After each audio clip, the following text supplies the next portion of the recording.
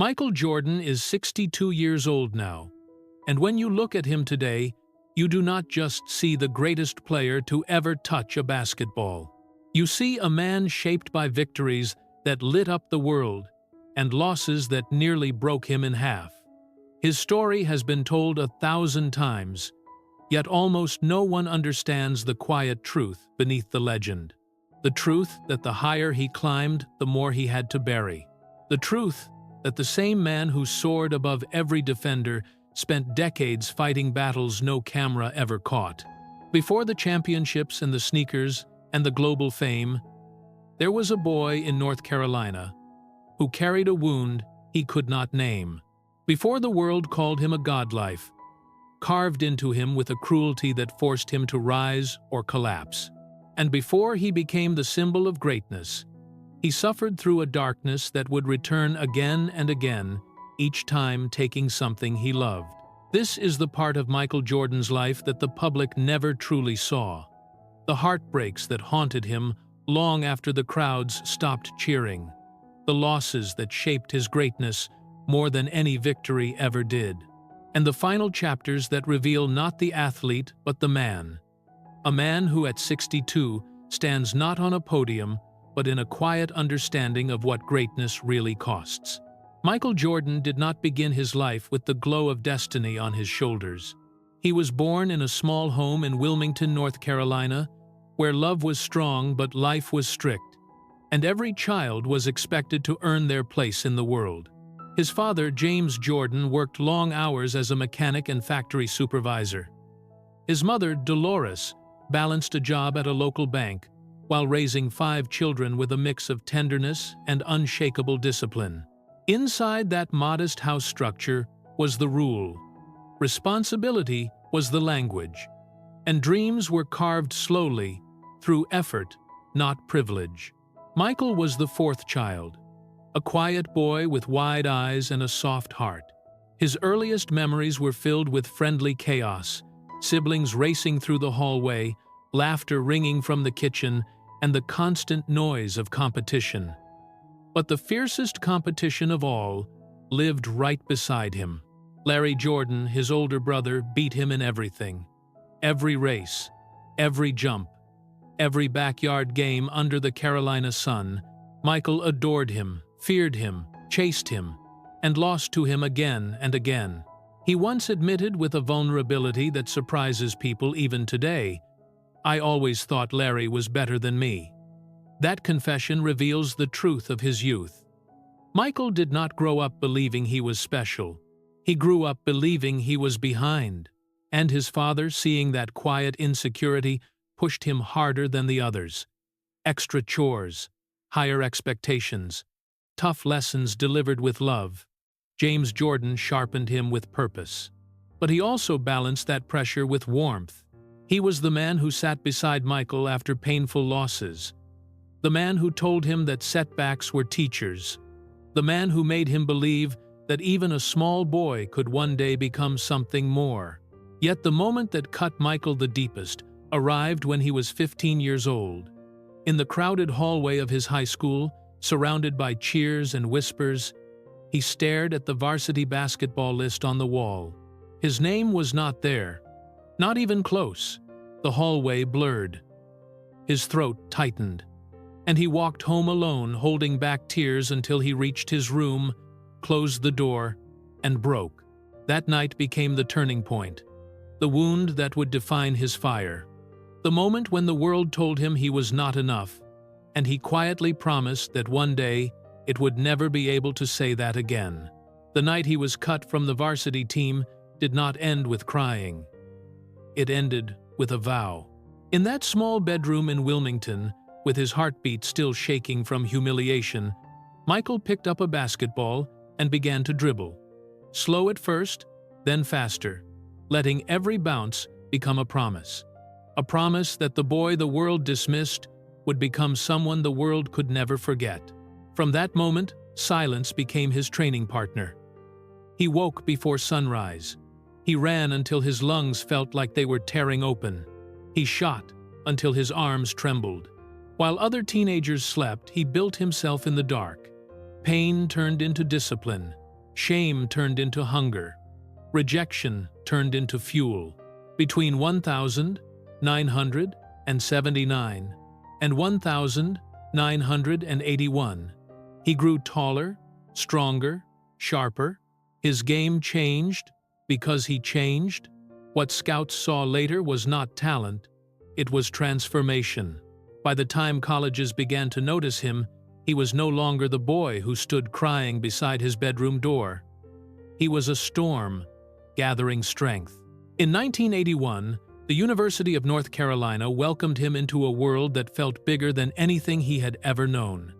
Chapel Hill was a furnace, a place where dreams were melted, reshaped, and tested daily. And for the first time since he was 15, Michael felt small again. He arrived as a skinny freshman, walking into a coliseum of giants.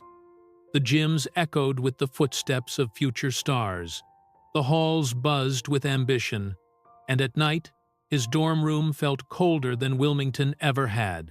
Doubt crept back into him like an old shadow. When practices became unbearable, when he felt invisible among players already crowned as the chosen ones, he reached for the phone. His father's voice came through the receiver with warmth that steadied him. "Keep fighting. Trust yourself. You belong." Those words became his anchor. Coach Dean Smith, a man known for turning uncertainty into greatness, did not let Michael skip steps. He forced him to slow down, to learn to obey the structure of the game. Michael hated it at first. He wanted to explode, to prove himself, to take over. But Smith taught him patience, discipline, and the value of waiting for the right moment. And then, on March 29, 1982, inside a roaring arena, that moment arrived. The ball swung into his hands. Time slowed. His heartbeat rose like a drum in his chest. With the calm of someone stepping into fate, he lifted the ball and released it into the air. Swish. The shot that changed everything. The shot that turned a forgotten freshman into someone the nation could not ignore. The shot, he later said, gave me the confidence to be Michael Jordan. After the championship shot in 1982, everything around Michael began to shift. But inside him, the change was even bigger. Confidence settled into his bones. The doubt that once haunted him stepped aside for something sharper, something hungrier. Over the next 2 seasons at North Carolina, he trained with a devotion that startled coaches and teammates. Every practice was a battlefield. Every drill was a test. Every flaw in his game became a challenge he refused to leave unsolved. By 1984, the storm he had been building inside himself was finally too powerful to ignore.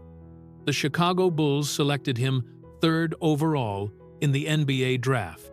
That moment marked the beginning of a new era, not only for Michael, but for the league itself. He signed a 7-year contract and stepped into professional basketball with the fire of a man who had been waiting for this stage his entire life.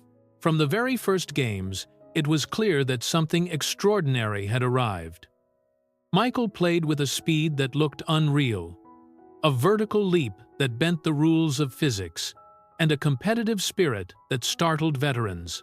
Crowds rose to their feet whenever he touched the ball. His drives to the rim felt like lightning. His mid-air twists resembled choreography written by the sky. Broadcasters began calling him a phenomenon, a force of nature, a player who might redefine the game. But the beginning of greatness is never simple. Standing between Michael and a championship were the Detroit Pistons, a team built on force bruises and relentless defense. They hit him harder than anyone else. They pushed him to the floor. They trapped him, frustrated him, beat him year after year. 3 straight playoff eliminations, each one more painful than the last. Those losses could have broken him, but they sharpened him instead. He lifted heavier. He ran longer. He rebuilt his body with a single purpose: survive Detroit. Every push-up, every sprint, every hour in the weight room carried the sting of the defeats he could not forget. By the early 1990s, something remarkable had happened. The young player Chicago hoped would save them had transformed into something far more dangerous. He was no longer rising, he was erupting, and the league was beginning to understand that a dynasty was coming. The early 1990s transformed Michael Jordan from a rising star into a force that ruled the sport with a kind of brilliance the world had never seen. The battles with Detroit had hardened him, the heartbreaks had sharpened him, and when the Bulls finally broke through in 1991, it was not a victory, it was a detonation. The Bulls faced Magic Johnson and the Los Angeles Lakers in the finals, and in that series, a new king was crowned. Michael soared with a grace that left defenders frozen, and a fire that refused to bend for anyone. Chicago had waited decades for a miracle. Michael delivered it with thunder. At 28 years old, he lifted his first NBA championship trophy, and as the confetti fell, the first person he hugged was his father. James Jordan stood beside him with a camcorder in hand, beaming at the son he had guided since backyard evenings in Wilmington. In that moment, the boy who once cried in his bedroom was standing at the very top of the world, and his father was right there to witness it. But greatness is greedy. It demands everything and gives nothing for free. Winning the first championship meant learning how to defend it. Night after night, Michael pushed his body to the edge. There were evenings when he collapsed onto a training bench, sweat pouring down his face like rain. Mornings when he wondered if he had anything left to give. Yet each doubt only pushed him harder. In 1992, the Bulls repeated. In 1993, they completed the impossible, a third straight championship. A three-peat so rare it felt carved from legend. Fans called him invincible. Reporters called him the face of a new era. Children wore his jersey as if it were armor. The world believed he had everything. But at the peak of his glory, a shadow began to creep behind him. And on July 23, 1993, that shadow took shape in the cruelest way imaginable. His father, James Jordan, the quiet anchor of his life, was attacked while resting inside his car. The news shattered Michael with a force he could not withstand. When the words reached him, the room spun. His phone slipped from his hand. His mother's trembling voice on the other end dissolved the last strength he had. The greatest player in the world fell into a grief so deep it could not be described. At the funeral, when he placed his hand on the casket, witnesses said his shoulders shook not with power, but with human sorrow. For the first time, Michael Jordan did not know how to stand. After the death of his father, everything that once defined Michael Jordan seemed to fall silent. The roar of 30,000 fans no longer felt like energy. It felt like noise. The trophies, the headlines, the endless praise, all of it suddenly felt weightless in a world where his father's voice no longer existed. He had conquered the NBA, conquered fame, conquered every expectation ever placed on him, but he could not conquer grief. On October 6, 1993, Michael stood before reporters and announced his retirement. The greatest player alive walked away at the peak of his power. The world could not understand it, but Michael was not walking away from basketball. He was walking toward the memory of his father. Because James Jordan had always dreamed of seeing his son play professional baseball. Long before basketball consumed their lives, father and son spent evenings in the backyard, tossing baseballs as the light faded into the Carolina dusk. It was a dream they never got to finish together. And so in 1994, wearing the number 45 from his childhood, Michael began a journey that made millions question him, but made perfect sense to him. Baseball was humbling. The mornings were cold. The travel was long. The swing was unfamiliar and painful. His hands blistered. His body ached. Critics laughed. But he endured every bruise, every strikeout, every lonely hotel night for one sacred reason. Every swing was for my father, he later said. In the locker room, he kept his father's old camcorder beside his locker, as if its silent presence could steady him. Some nights, he sat alone, staring at the Air Jordans he once gave his dad, remembering the smile on James's face when he held them. Healing did not come quickly. It arrived in small breaths, in quiet moments, in the stillness of knowing he had honored the man who raised him. But grief is not a place to live forever. And on March 18, 1995, after 17 months of searching for himself, Michael sent two simple words into the world: "I am back." No press conference, no grand stage. Just a whisper powerful enough to shake the planet. A whisper carrying a son's grief, a man's strength, and the echo of a father's belief. When Michael Jordan returned to the NBA, he did not walk back in as the smiling superstar the world remembered. He came back leaner, quieter, carrying a weight behind his eyes that had nothing to do with age. Chicago did not just welcome him. The entire city exhaled after holding its breath for 17 long months. Reporters asked him why he returned. Michael paused, looked down for a moment, and answered softly, "I needed to feel like myself again." But the truth ran deeper.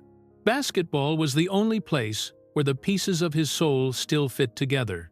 The only place where memories of his father felt close enough to touch. His return was not a miracle. It was a battle. His rhythm was gone, his timing off. His body, once a weapon forged for dominance, resisted him.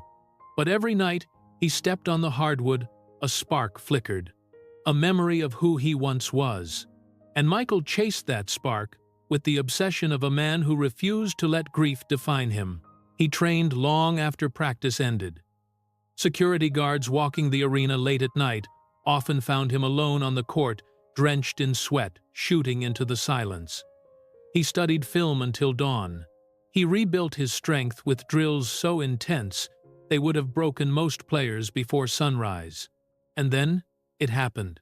As the 1995 to 1996 season unfolded, the rust fell away. The instincts sharpened. The hunger returned. At 33 years old, Michael Jordan led the Chicago Bulls to an unbelievable 72-10, record the greatest regular season in the history of the NBA. At that time, these victories were not just wins. They were declarations, proof that a man shattered by tragedy could rebuild an empire from ashes. Then came June 11, 1997, the night that defined something deeper than greatness. The world calls it the flu game. Michael woke with a fever near 103 degrees. He could barely stand. Doctors told him not to play. His body begged him to rest. But he stepped onto the court anyway, each step heavy, as if dragging years of grief behind him. He bent in pain during timeouts. He whispered to Scottie Pippen, "Stay close." And still, he scored 38 points. When the final buzzer sounded, Michael collapsed into Pippen's arms, barely able to hold himself up. That image, Jordan leaning on his teammate, exhausted, trembling, became one of the most powerful moments in American sports.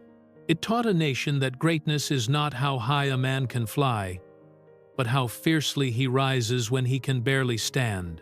By 1998, with age creeping in and the Bulls dynasty fracturing, he understood that the end was near. Yet, legends do not wait for perfect moments. They create them. And so, he delivered the last shot. Game 6. The score tied, seconds fading.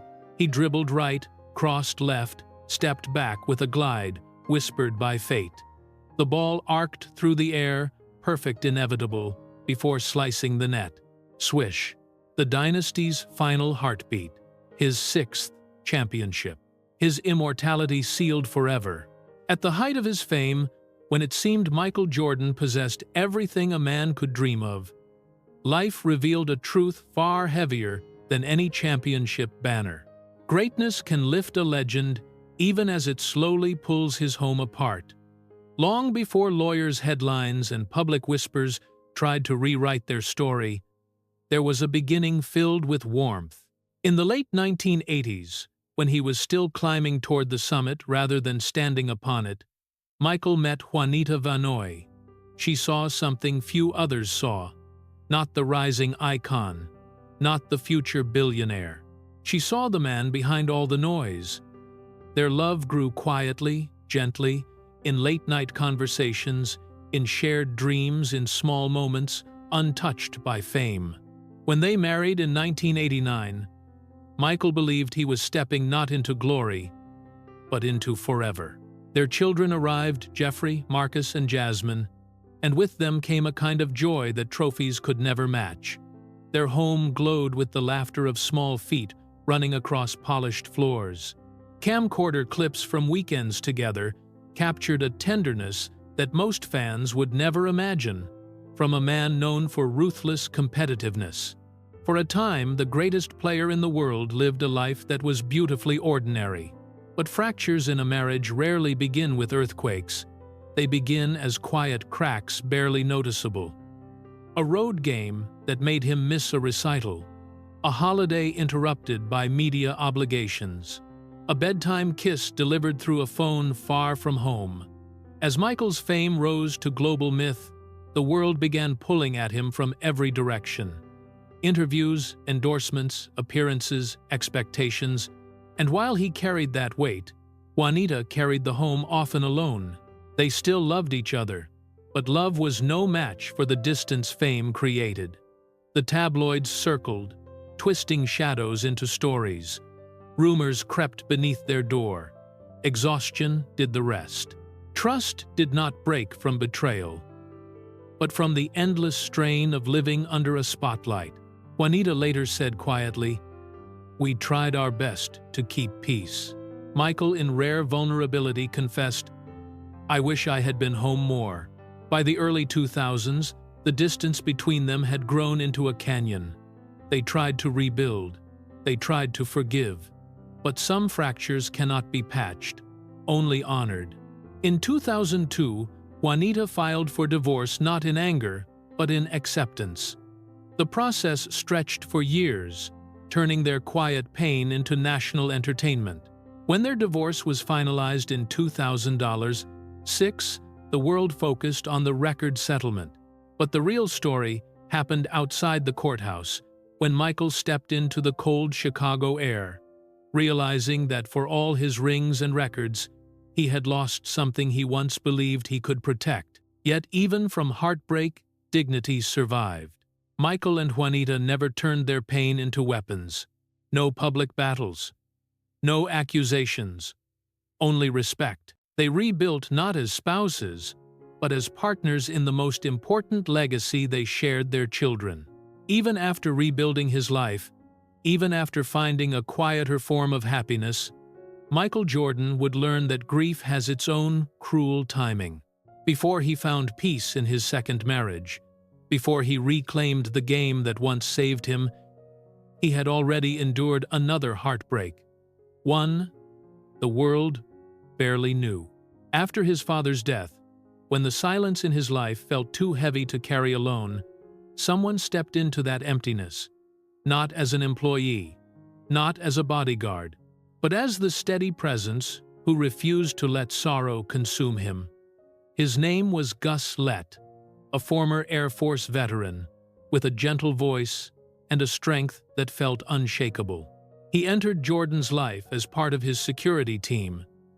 Yet, in the years after James Jordan was taken, Gus became something far more precious. He became the man who guarded not just Michael's body, but his spirit. He stood beside him in hallways when arenas emptied. He sat next to him during late flights, when loneliness returned. He was the quiet shadow who made life feel steadier. Teammates noticed a softness in Michael whenever Gus was near, a sense of safety he had lost when his father died. Michael later admitted privately, "Gus helped me breathe again." For a man who had been gasping for years, nothing meant more than that. But in 1999, life struck again. Gus was diagnosed with lung cancer. The news reopened every wound Michael thought had healed. Instead of distancing himself, he stepped closer. He paid for every treatment, every hospital visit, every medication. He stayed beside Gus during long chemotherapy sessions, sometimes talking just to distract him from the pain. Nurses said Michael never visited like a celebrity. He visited like family. Gus fought with courage, but illness has a way of stealing even the strongest souls. In February 2000, he passed away. At the funeral, when Michael sat in the front row staring at the casket covered in white lilies, witnesses saw his shoulders tremble, not with the force that once carried Chicago, but with the sorrow of a son losing a father for the second time. And life was still not done testing him. On a quiet morning in January 2020, news spread across the world. Kobe Bryant and his daughter Gianna were gone. For Michael, the loss hit like an earthquake. Kobe was not just a former rival or another superstar. He was the closest thing Michael ever had to a son, a student, a younger brother. The one player who mirrored his fire, his discipline, and his obsession with greatness. Their bond was built on late-night phone calls, shared secrets, and a mutual understanding of pressure that few humans could ever comprehend. When Michael spoke at Kobe's memorial, his voice cracked. Tears streamed down his face as he whispered, "When Kobe died, a little piece of me died." The world saw a man they once believed unbreakable finally allow himself to break. Today, at 62 years old, Michael Jordan stands not just as a global icon, but as a man who has survived storms few could endure. His empire spans billions. His properties stretch across states. His businesses shape culture, sport, and generations to come.